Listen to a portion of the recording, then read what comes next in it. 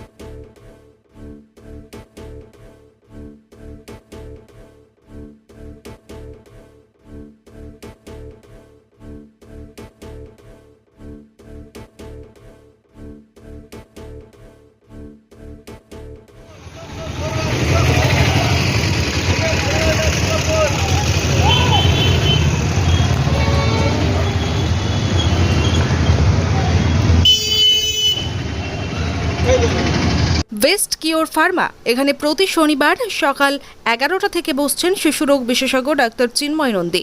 প্রতি রবিবার বিকেল 3টায় বসছেন জেনারেল ফিজিশিয়ান অরিজিৎ ভট্টাচার্য। প্রতি শুক্রবার সকাল 8টায় বসছেন মেডিকেল অফিসার ডাক্তার অভিষেক দত্ত। প্রতি শুক্রবার বিকেল 5টায় বসছেন স্ত্রী ও প্রসূতি রোগ বিশেষজ্ঞ মহিলা ডাক্তার লুগুই সরেন। এখানে ডাক্তারবাবুদের জন্য শীততাপ নিয়ন্ত্রিত আধুনিক চেম্বারের সুযোগ সুবিধা রয়েছে। পাশাপাশি রোগীদের জন্য আছে শীততাপ নিয়ন্ত্রিত ওয়েটিং হল। ঠিকানা দুবরা, পুরুলিয়া, দুবরা হাই স্কুল সন্নিকট।